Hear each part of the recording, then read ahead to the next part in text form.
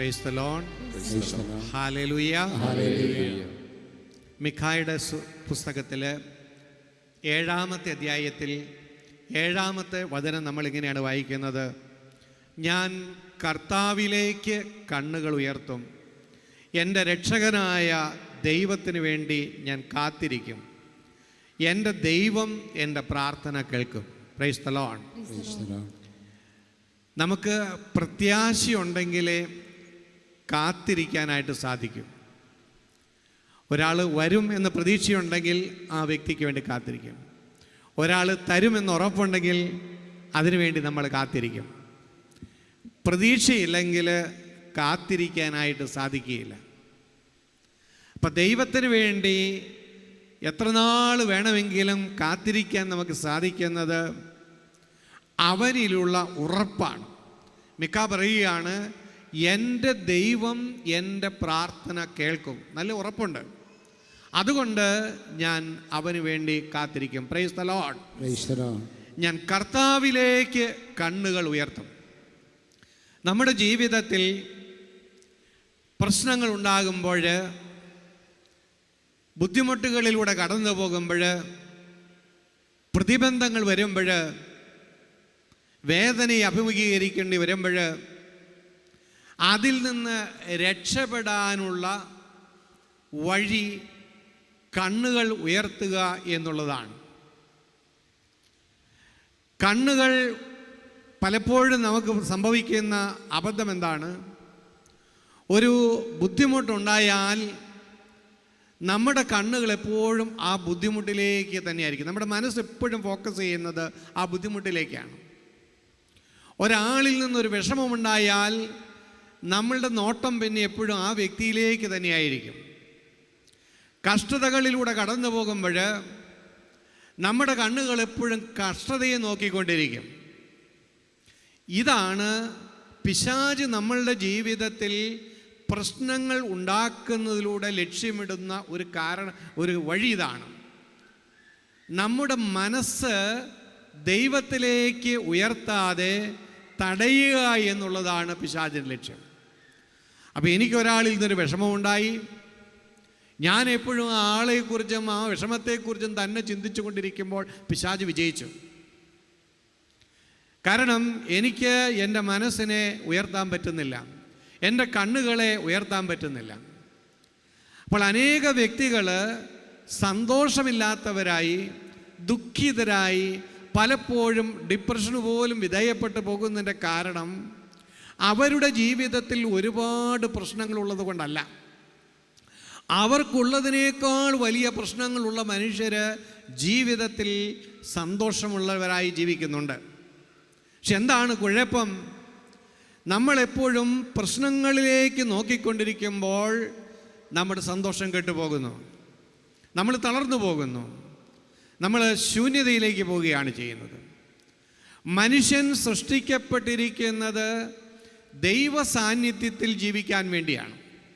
ദൈവ സാന്നിധ്യത്തിൽ ജീവിക്കുമ്പോഴാണ് അവന് ഉണർവും ഉന്മേഷവും ശക്തിയും ബലവും ഒക്കെ ഉണ്ടാകുകയുള്ളൂ. മത്സ്യം സൃഷ്ടിക്കപ്പെട്ടിരിക്കുന്നത് എന്തിനു വേണ്ടിയിട്ടാണ്? വെള്ളത്തിൽ ജീവിക്കാൻ വേണ്ടിയിട്ടാണ്. വെള്ളത്തിൽ നിന്ന് ഈ മത്സ്യത്തെ പുറത്തെടുത്താൽ എന്ത് സംഭവിക്കും? അത് കിടന്ന് പിടയ്ക്കാൻ തുടങ്ങും, ശ്വാസം കിട്ടാതെ. കാരണം അത് സൃഷ്ടിക്കപ്പെട്ടിരിക്കുന്നത് വെള്ളത്തിൽ ജീവിക്കാനാണ്. ഇതുപോലെ മനുഷ്യൻ സൃഷ്ടിക്കപ്പെട്ടിരിക്കുന്നത് ദൈവ സാന്നിധ്യത്തിൽ ജീവിക്കാൻ വേണ്ടിയിട്ടാണ്.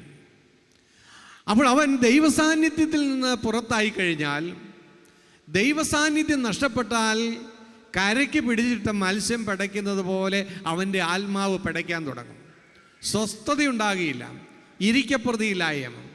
അപ്പം ദൈവ സാന്നിധ്യം നഷ്ടപ്പെടുന്ന മനുഷ്യന് ദൈവവിചാരം നഷ്ടപ്പെടുമ്പോഴുണ്ടാകുന്ന അനുഭവം ഇതാണ്: ഈ പിടയ്ക്കൽ സ്വസ്ഥതയില്ലായ്മയും. അങ്ങനെ അധികം കാലം ഈ മത്സ്യത്തിന് വെള്ളത്തിന് പുറത്ത് ജീവിക്കാൻ പറ്റില്ല. കുറേ പിടച്ചിട്ടും വീണ്ടും വെള്ളത്തിലേക്ക് പോകാൻ പറ്റിയില്ലെങ്കിൽ അത് മരിക്കും. ഇതുപോലെ ഒരാത്മാവിനെ കൊല്ലുവാനുള്ള പിശാചിൻ്റെ തന്ത്രം എന്താണ്? അവനെ ദൈവ സാന്നിധ്യത്തിൽ നിന്ന് അകറ്റുക. അപ്പോൾ അവൻ്റെ ജീവിതത്തിൽ ഒരു പ്രശ്നം വരുമ്പോൾ, ഒരു വേദന വരുമ്പോൾ, അവൻ്റെ മനസ്സിനെ അതിൽ തന്നെ കൊളുത്തിയിടുക. എപ്പോഴും വേദനയെക്കുറിച്ച് ചിന്തിക്കുക, ദുരിതത്തെക്കുറിച്ച് ചിന്തിക്കുക, കടബാധ്യതയെക്കുറിച്ച് ചിന്തിച്ചു കൊണ്ടിരിക്കുക. അങ്ങനെ ചിന്തിച്ച് അവൻ ദുർബലനാകും. അവൻ ദൈവസാന്നിധ്യം നഷ്ടപ്പെട്ട് പോയി കഴിയുമ്പോൾ അവൻ പെട്ടെന്ന് നാശത്തിലേക്ക് കടന്നു പോകും. അപ്പോൾ പിശാചിൻ്റെ ഈ തന്ത്രത്തെ അതിജീവിക്കാൻ വേണ്ടി നമ്മൾ എന്താണ് ചെയ്യേണ്ടത്? പിശാച് നമ്മളുടെ ജീവിതത്തിൽ എന്തെല്ലാം പ്രശ്നങ്ങൾ ഉണ്ടാക്കിയാലും നമ്മുടെ മനസ്സിനെ അവിടെ കൊളുത്തിയിടാൻ നമ്മൾ സമ്മതിക്കരുത്. നമ്മുടെ കണ്ണുകൾ നമ്മൾ ഉയർത്തണം. നമ്മുടെ കണ്ണുകൾ ദൈവത്തിലേക്ക് ഉയർത്തുമ്പോൾ പ്രശ്നങ്ങൾ പരിഹരിക്കാനുള്ള ശക്തി നമുക്ക് കിട്ടും. Hallelujah, hallelujah. അപ്പോൾ അതുകൊണ്ട് നമ്മൾ നമ്മുടെ പ്രശ്നങ്ങളെക്കുറിച്ച് നമ്മൾ ചിന്തിക്കണ്ടേ? സ്വാഭാവികമായിട്ട് നമ്മൾ ചിന്തിക്കണം എന്നാണ് നമ്മൾ ചിന്തിക്കുക. പക്ഷെ ദൈവവും നമ്മളെക്കാളേറെ നമ്മളുടെ പ്രശ്നത്തെക്കുറിച്ച് ചിന്തിക്കുന്നുണ്ട്. നമ്മൾ ചിലപ്പോൾ ചിന്തിച്ച് അത് വഷളാക്കി കളയും. ചിന്തിച്ച് തളർന്ന് നമുക്കൊരു പരിഹാരത്തിലേക്ക് എത്താൻ പറ്റാത്ത വിധത്തിൽ നമ്മൾ ദുർബലരായിത്തരും. എന്നാൽ നമ്മുടെ കണ്ണുകൾ പ്രശ്നങ്ങളിൽ നിന്നും ഉയർത്തി ദൈവത്തിലേക്ക് ഉയർത്തി കഴിയുമ്പോൾ നമ്മളെക്കുറിച്ചും നമ്മുടെ പ്രശ്നങ്ങളെക്കുറിച്ചും നമ്മൾ ചിന്തിക്കുന്നതിനേക്കാൾ കൂടുതൽ ചിന്തിക്കുന്ന കർത്താവ് നമുക്കതിനുള്ള പരിഹാരം വെളിപ്പെടുത്തി തരും. Hallelujah, hallelujah. അവൻ നമുക്ക് വേണ്ടി വാതിലുകൾ തുറന്നു തരും. അവൻ പുതിയ ആശയങ്ങൾ നമ്മുടെ മനസ്സിലേക്ക് ഇട്ടു തരും. പുതിയ സാഹചര്യങ്ങൾ, പുതിയ ബന്ധങ്ങൾ, പുതിയ അറിവുകൾ, ഇതെല്ലാം പരിശുദ്ധാത്മാവിലൂടെ അവൻ നമുക്ക് തരും. അതുകൊണ്ട് എൻ്റെയും നിങ്ങളുടെയും ജീവിതത്തിലെ പ്രശ്നങ്ങൾ സ്വാഭാവികമാണ്. പക്ഷേ എപ്പോഴും അവയെക്കുറിച്ച് പറഞ്ഞുകൊണ്ടിരിക്കരുത്. എപ്പോഴും അവയെക്കുറിച്ച് ചിന്തിക്കരുത്. എപ്പോഴും അതോർത്തോർത്ത് വിഷമിക്കരുത്. ഇനി രാത്രി വിഷമങ്ങൾ ഓർത്ത് ഉറക്കം വരാതിരിക്കുമ്പോഴും ഉറക്കം വരാതെ ചിന്തിച്ച് കിടക്കാൻ പാടില്ല. ആ ഉറക്കം വരാത്ത അവസ്ഥയിൽ ഒന്നിൽ ബൈബിൾ എടുത്ത് വായിക്കണം. ദൈവവചനത്തിൻ്റെ ആ ശക്തി കൊണ്ട് നമുക്കതിനെ അതിജീവിക്കാൻ സാധിക്കും. ചിന്തിച്ചുകൊണ്ട് കിടക്കരുത്. ചിന്തിച്ച് തളർന്ന് കിടന്ന് ഒരിക്കലും നമ്മൾ ഉറങ്ങരുത്. അത് വീണ്ടും നമ്മളെ പ്രഭാതത്തിൽ കൂടുതൽ ദുർബലരാക്കി മാറ്റുകയുള്ളൂ. പകരം ഉറക്കം വരുന്നില്ലെങ്കിൽ ഉണർന്നിരുന്ന് പ്രാർത്ഥിക്കണം. ഉണർന്നിരുന്ന് പ്രാർത്ഥിക്കാനായിരിക്കാം ചിലപ്പോൾ ദൈവം ഈ അസ്വസ്ഥതകളിലൂടെ കടത്തിവിട്ടത്. എന്ത് വിധത്തിലായാലും പ്രശ്നത്തിൻ്റെ പരിഹാരം കർത്താവിലാണ്. പ്രശ്നത്തിൻ്റെ പരിഹാരകൻ കർത്താവാണ്. അവന് പരിഹരിക്കാൻ കഴിയാത്ത പ്രശ്നങ്ങളില്ല. അവന് സുഖപ്പെടുത്താൻ കഴിയാത്ത മുറിവുകളില്ല. അവന് വീണ്ടെടുക്കാൻ കഴിയാത്ത നഷ്ടങ്ങളില്ല. അവന് പുനരുദ്ധരിക്കാൻ കഴിയാത്ത തകർച്ചകളില്ല. അവനിൽ നമ്മൾ വിശ്വസിക്കണം. അവന് ഒരു വഴിയുണ്ട്. അവൻ രക്ഷയ്ക്കുള്ള വഴി തുറന്നു തരും. അതുകൊണ്ട് അവനിലേക്ക് നോക്കി ജീവിക്കുവാൻ നമ്മൾ പഠിക്കണം. അപ്പോൾ മിഖ പറയുകയാണ്, ഞാൻ കർത്താവിലേക്ക് കണ്ണുകൾ ഉയർത്തും. അപ്പോൾ എപ്പോഴും നമ്മുടെ കണ്ണുകൾ കർത്താവിലേക്ക് ഉയർത്താൻ പഠിച്ചാൽ ജീവിതത്തിൽ ഒരിക്കലും പരാജയപ്പെടുകയില്ല. നമ്മുടെ പ്രശ്നങ്ങൾ നമ്മളെ തകർത്ത് കളയില്ല. ഹല്ലേലൂയ, കരങ്ങൾ ഉയർത്തി ഹല്ലേലൂയ. പ്രിയപ്പെട്ടവരെ, മിഖ തൻ്റെ കണ്ണുകൾ കർത്താവിലേക്ക് ഉയർത്തി. എൻ്റെ രക്ഷകനായ ദൈവത്തിന് വേണ്ടി ഞാൻ കാത്തിരിക്കും. എൻ്റെ ദൈവം രക്ഷകനാണ്. ഏത് പ്രശ്നങ്ങളിൽ നിന്നും രക്ഷിക്കുവാൻ ദൈവത്തിന് സാധിക്കും. എത്ര സങ്കീർണമായ പ്രശ്നങ്ങളിൽ നിന്നും രക്ഷിക്കാൻ സാധിക്കും. ഈ ഒരു വിശ്വാസം നമുക്ക് വേണം. ഞാൻ ചിന്തിച്ചിട്ട് എൻ്റെ മുമ്പിൽ വഴികളെല്ലാം അടഞ്ഞു പോയതുകൊണ്ട് വഴിയില്ല എന്ന് ചിന്തിക്കരുത്. നമ്മുടെ കർത്താവ് വഴിയില്ലാത്തടത്ത് വഴി വെട്ടുന്ന ദൈവമാണ്. ഹല്ലേലൂയ. അതുകൊണ്ട് വഴി കാണുന്നില്ല, രക്ഷപ്പെടാനൊരു മാർഗം കാണുന്നില്ലെങ്കിലും നിരാശപ്പെടരുത്. എനിക്ക് വഴി കാണാത്തപ്പോഴും എൻ്റെ ദൈവം ഒരു വഴി വെട്ടിത്തരും. എൻ്റെ ദൈവം വഴി വെട്ടുന്ന ദൈവമാണ്. Hallelujah, hallelujah. ഈ ഒരു ചിന്ത, ഉറപ്പ് ഏത് പ്രതിസന്ധികളിലൂടെ കടന്നു പോകുമ്പോഴും നമ്മുടെ ഉള്ളിലുണ്ടാകണം. ഞാൻ എൻ്റെ രക്ഷകനായ ദൈവത്തിന് വേണ്ടി കാത്തിരിക്കും. കാത്തിരിക്കാനുള്ള ഒരു മനസ്സ് നമുക്കെപ്പോഴും ഉണ്ടാകണം. ദൈവം പ്രവർത്തിക്കുന്ന സമയം വരെ കാത്തിരിക്കാൻ കഴിയാതെ പിന്തിരിഞ്ഞാൽ ദൈവം നമുക്ക് വേണ്ടി ഒരുക്കുന്ന രക്ഷ കണ്ടെത്താൻ നമുക്ക് സാധിക്കാതെ വരും. അപ്പം അതുകൊണ്ട് കർത്താവിൻ്റെ വഴികൾ കർത്താവിൻ്റെ സമയത്ത് വെളിപ്പെട്ട് കിട്ടുന്നത് വരെ കാത്തിരിക്കാനുള്ള ക്ഷമ കിട്ടാൻ വേണ്ടി നമ്മൾ പ്രാർത്ഥിക്കണം. ഹല്ലേലൂയ.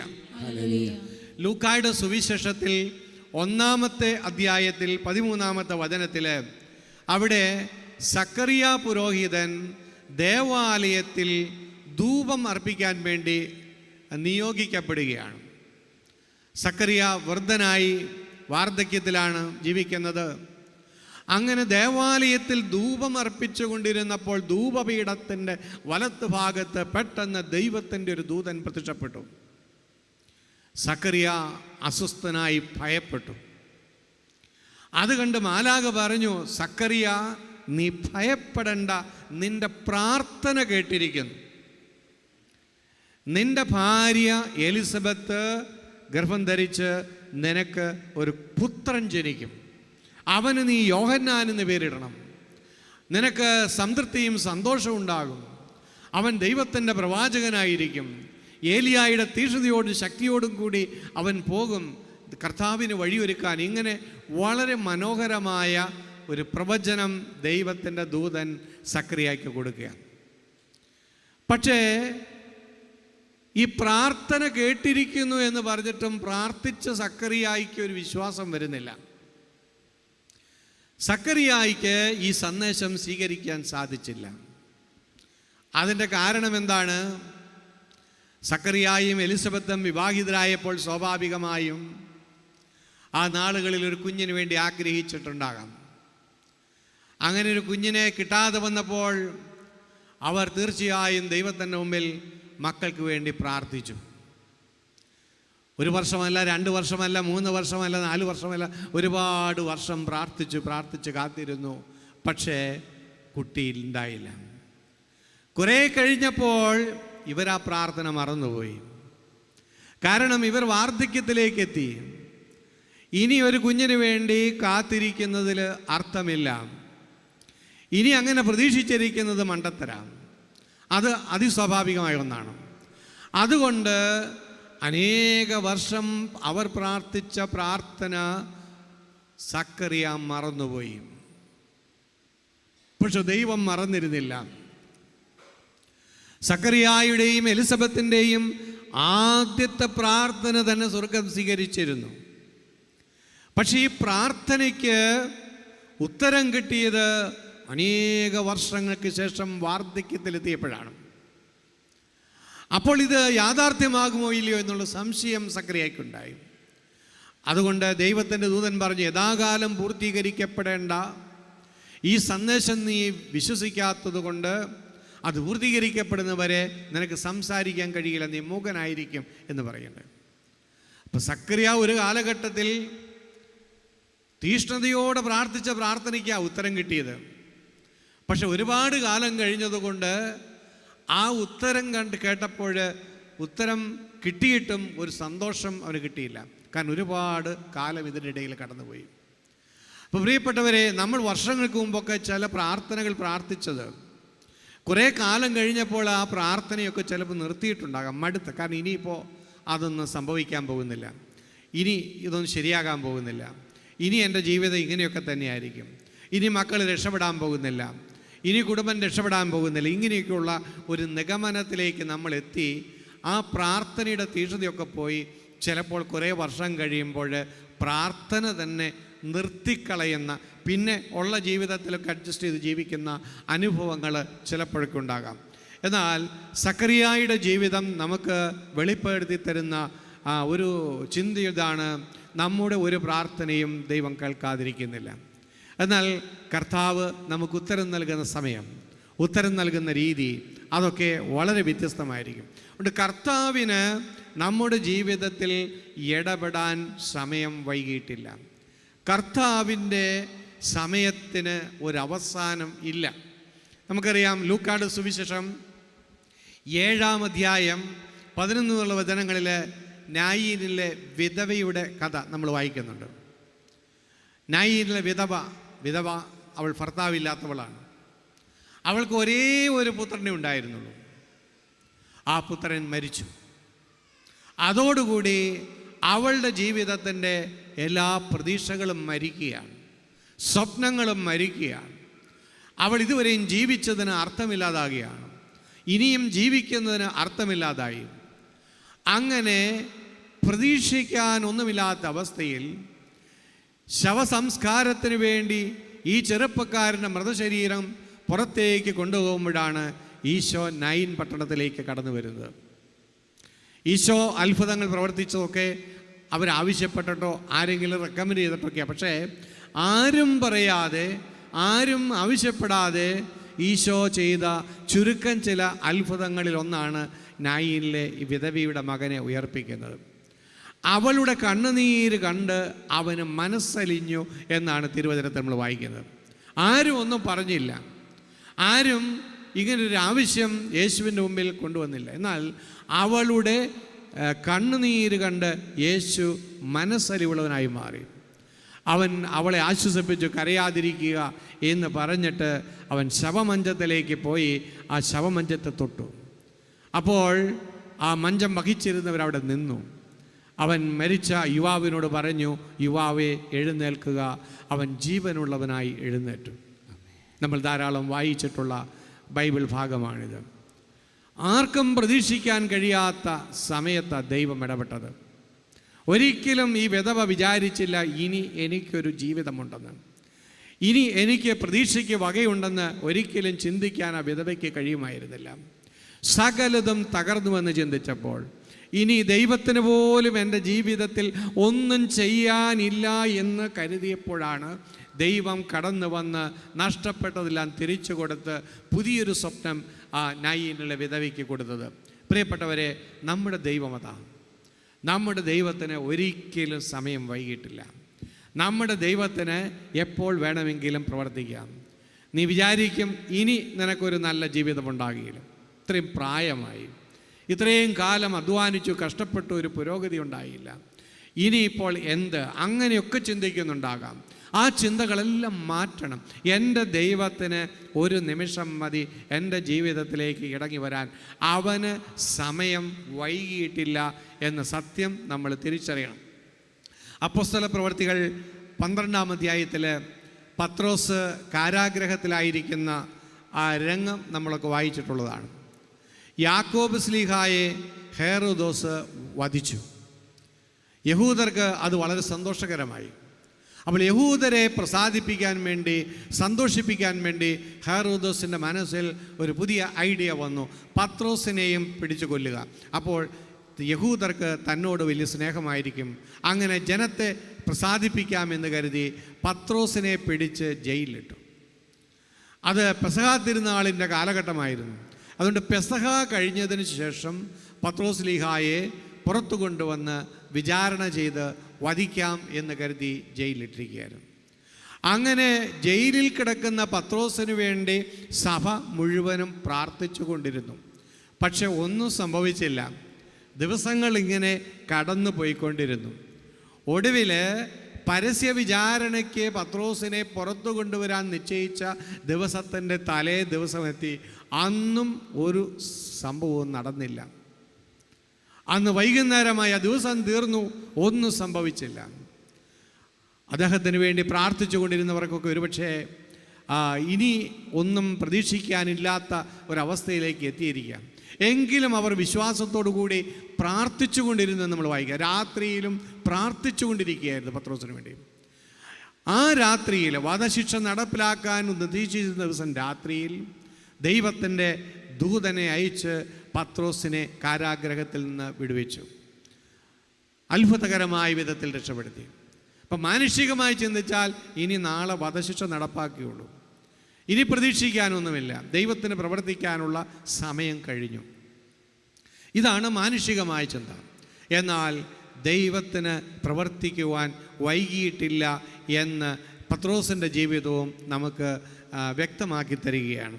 അവിടെ നമ്മൾ നമ്മുടെ ജീവിതത്തിൽ എവിടെയെങ്കിലുമൊക്കെ പ്രാർത്ഥിച്ച് നിരാശപ്പെട്ടിരിക്കുന്നുണ്ടെങ്കിൽ ആ നിരാശ ഈ രാത്രിയിൽ ഉപേക്ഷിക്കണം.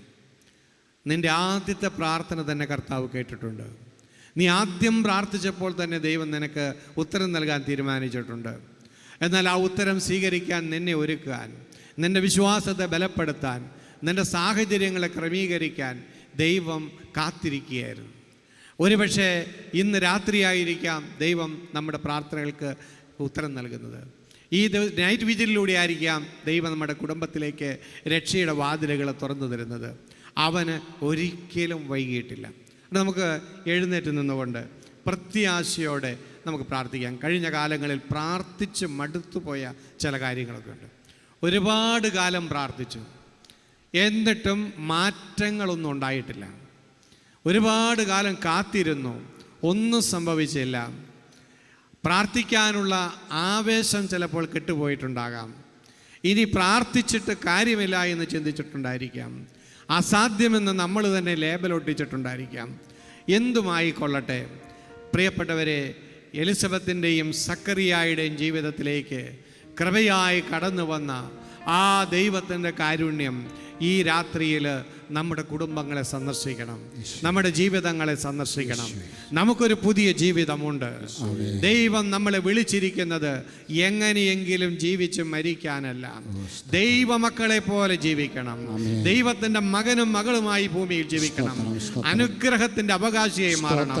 ആത്മാവിൻ്റെ നിറവുള്ളവരായിട്ട് മാറണം. ഐശ്വര്യപ്പെടണം. നമ്മുടെ കുടുംബങ്ങൾ ഐശ്വര്യപ്പെടണം. നമ്മുടെ കുടുംബങ്ങളിൽ നിന്ന് ശാപത്തിൻ്റെ കെട്ടുകൾ അഴിച്ചു കളയാൻ ഈ രാത്രിയിൽ കർത്താവ് ഇറങ്ങി വരും. നമ്മുടെ കുടുംബത്തിൽ നിന്ന് തിന്മയുടെ വേരുകൾ അവിടുന്ന് പിഴുതു കളയും. അവന്റെ ദൂതന്മാർ ഈ രാത്രിയിൽ നമുക്ക് വേണ്ടി പ്രവർത്തന നിരതരാകും. നമുക്ക് വേണ്ടി ദൈവം സംസാരിക്കുന്ന രാത്രി, നമുക്ക് വേണ്ടി ദൈവം ഇറങ്ങി വരുന്ന രാത്രി, നമുക്ക് വേണ്ടി ദൈവം ശക്തി പ്രകടമാക്കുന്ന രാത്രി, അത്ഭുതങ്ങളുടെ രാത്രി. നമുക്ക് വിശ്വാസത്തോടെ പ്രാർത്ഥിക്കാം. അസാധ്യമെന്ന് കരുതുന്ന, ഉപേക്ഷിച്ച് കളഞ്ഞ ആഗ്രഹങ്ങൾ ദൈവത്തിന്റെ മുമ്പിലേക്ക് വെക്കുക. കർത്താവേ, ഞാൻ വിശ്വസിക്കുന്നു. കർത്താവേ, ഞാൻ വിശ്വസിക്കുന്നു. കർത്താവേ, ഞാൻ വിശ്വസിക്കുന്നു. ഏറ്റു പറയുക, നിനക്ക് അസാധ്യമായിട്ടൊന്നുമില്ല. നിനക്ക് ഇനിയും എൻ്റെ ജീവിതത്തെ അനുഗ്രഹിക്കാൻ പറ്റും. നിനക്ക് ഇനിയും എൻ്റെ മക്കളെ അനുഗ്രഹിക്കാൻ പറ്റും. നിനക്ക് ഇനിയും ഒരു പുതിയ ജീവിതം തരാൻ പറ്റും. നിനക്ക് ഇനിയും എന്നെ ഐശ്വര്യപ്പെടുത്താൻ പറ്റും. നിനക്ക് അസാധ്യമായിട്ടൊന്നുമില്ല. വിശ്വസിച്ച് ഏറ്റു പറയുന്ന ദൈവമേ, ഇറങ്ങി വരണമേ. എന്നെ അനുഗ്രഹിക്കാൻ ഇറങ്ങി വരണമേ. ഒരു അത്ഭുതം എനിക്ക് വേണ്ടി ചെയ്യണമേ. എൻ്റെ ബന്ധനങ്ങളെ തകർക്കണമേ. എൻ്റെ കുടുംബത്തെ ഐശ്വര്യപ്പെടുത്തണമേ. എൻ്റെ കുടുംബത്തിന്റെ ശാപക്കെട്ടുകൾ അഴിക്കണമേ. നിന്റെ കുരിശുമരണത്തിന്റെ യോഗ്യതയിൽ, നിന്റെ പീഡാസഹനത്തിന്റെ യോഗ്യതയിൽ വിശ്വസിച്ചുകൊണ്ട് പ്രാർത്ഥിക്കുന്നു. ഇറങ്ങി വരണമേ കർത്താവേ. രണ്ട് കരങ്ങൾ സ്വർഗത്തിലേക്ക് ഉയർത്താം. വിശ്വാസത്തോടെ പ്രാർത്ഥിക്കുക. ഒരത്ഭുതത്തിന് വേണ്ടി പ്രാർത്ഥിക്കുക. കൃപ ഒഴുകട്ടെ. Hallelujah, hallelujah, hallelujah.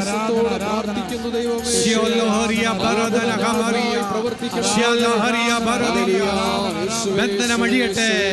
യേശുനാമത്തിൽ ബന്ധനമഴിയട്ടെ. രോഗത്തിന്റെ കെട്ടുകൾ അഴിയട്ടെ. രോഗപീഠകൾ വിട്ടുപോകട്ടെ. രോഗപീഠകൾ വിട്ടുപോകട്ടെ. രോഗപീഠകൾ വിട്ടുപോകട്ടെ. സ്വഭാവ വൈകല്യങ്ങൾ വിട്ടുപോകട്ടെ. മക്കളുടെ ജീവിതം അനുഗ്രഹിക്കപ്പെടട്ടെ. ദൈവകൃപ ഒഴുകട്ടെ. ദൈവശക്തി വ്യാപിക്കട്ടെ. യേശുവിന്റെ നാമത്തിൽ ബന്ധനമഴിയട്ടെ. യേശുവിന്റെ നാമത്തിൽ രോഗങ്ങൾ വിട്ടുപോകട്ടെ. യേശുവിന്റെ നാമത്തിൽ തിന്മയുടെ ശക്തികൾ വിട്ടുപോകട്ടെ.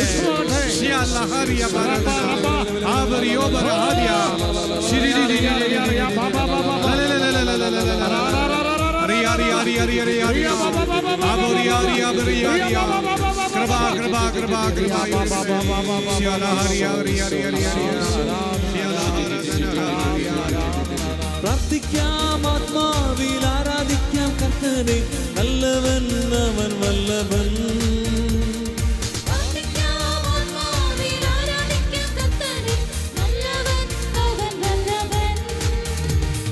വിടുതൽ എന്നും പ്രാപിക്കാം. വിടുതൽ എന്നും പ്രാപിക്കാം. പ്രാർത്ഥിക്കാം, ആത്മാവിൽ ആരാധിക്കാം കർത്തനെ. നല്ലവൻ അവൻ വല്ലഭൻ. ഓ, പ്രാർത്ഥിക്കാം, ആത്മാവിൽ ആരാധിക്കാം കർത്തനെ. നല്ലവൻ അവൻ വല്ലഭൻ. വിടുതൽ എന്നും പ്രാപിക്കാം. വിടുതൽ എന്നും പ്രാപിക്കാം. മടുത്തു പോകാതെ പ്രാർത്ഥിക്കാം. വിശ്വാസത്തോടെ പ്രാർത്ഥിക്കാം. മടുത്തു പോകാതെ പ്രാർത്ഥിക്കാം. വിശ്വാസത്തോടെ പ്രാർത്ഥിക്കാം. നീതിമാന്റെ പ്രാർത്ഥന, ശക്തിയുള്ള പ്രാർത്ഥന, ഫലിക്കും രോഗിക്ക് സൗഖ്യം.